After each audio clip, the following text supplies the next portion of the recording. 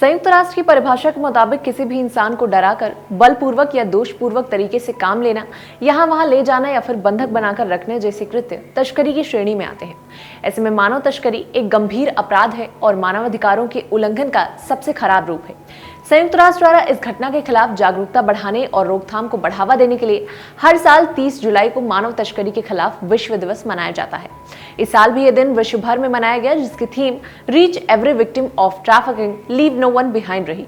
इसी दिन भारत में child trafficking in India, insight from situational data analysis and need for tech driven intervention strategy शीर्षक वाली एक व्यापक रिपोर्ट जारी की गई। रिपोर्ट में साल 2016 से 2022 के बीच बच्चों की तस्करी के आंकड़े पेश किए गए हैं, जिसमें देश के 21 राज्यों के 262 जिलों को शामिल किया गया है। इसे गेम्स 24x7 और कैलाश सत्यार्थी चिल्ड्रन फाउंडेशन ने संयुक्त रूप से मिलकर तैयार किया है। रिपोर्ट में सामने आए आंकड़े चौंकाने वाले हैं, एक बार आप भी देखिए। रिपोर्ट के मुताबिक देश में सबसे ज्यादा बच्चों की तस्करी उत्तर प्रदेश में हो रही है। रिपोर्ट में बताया गया कि कोरोना से पहले यानी कि साल 2016 से 19 में उत्तर प्रदेश में बाल तस्करी की 267 घटनाएं हुई। वहीं कोरोना के बाद यानी कि 2021-22 में ये घटनाएं बढ़कर 1214 हो गई और इन आंकड़ों के साथ यूपी भारत में सबसे ज्यादा बाल तस्करी करने वाला राज्य बन गया है। यूपी के बाद बिहार और आंध्र प्रदेश में बच्चों की तस्करी हो रही है और दिल्ली में भी स्थिति चिंताजनक बताई जा रही है।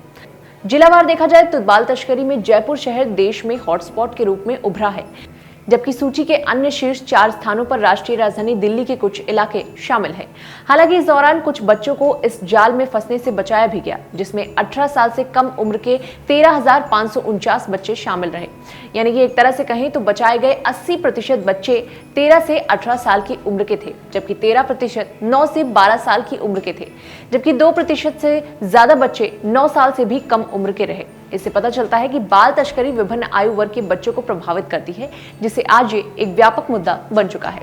इतना ही नहीं, रिपोर्ट में उन उद्योगों पर भी प्रकाश डाला गया है जहां बाल श्रम बड़े पैमाने पर होता है। रिपोर्ट के मुताबिक होटल और ढाबों में सबसे ज्यादा यानी कि 15.6% बाल मजदूर कार्यरत हैं। इसके बाद ऑटोमोबाइल या परिवहन उद्योग में 13% और कपड़ा उद्योग में 11.18% बाल मजदूर अपना बचपन खपा रहे हैं। वहीं 5 और 8 साल की उम्र के बच्चे कॉस्मेटिक उद्योग में काम करते पाए गए। इन चिंताजनक आंकड़ों के बावजूद रिपोर्ट में पिछले दशक में सरकार और कानून प्रवर्तक एजेंसियों के सक्रिय रुख के सकारात्मक प्रभाव पर भी प्रकाश डाला गया है। बार बार हस्तक्षेप और जागरूकता अभियानों से रिपोर्टिंग में वृद्धि हुई है और तस्करी किए गए बच्चों की संख्या में कमी आई है। हालांकि रिपोर्ट में बाल तस्करी से प्रभावी ढंग से निपटने के लिए एक व्यापक तस्करी विरोधी कानून की तत्काल आवश्यकता पर जोर भी दिया गया। वैसे क्या आप भारत के अभी तक के तस्करी विरोधी कानूनों के बारे में जानते हैं? नहीं जानते हैं तो आइए फटाफट से एक नजर भारत के कुछ प्रमुख तस्करी विरोधी कानूनों पर भी। भारत के संविधान के अनुच्छेद 23(1) के अंतर्गत मानव या व्यक्तियों का अवैध व्यापार प्रतिबंधित है।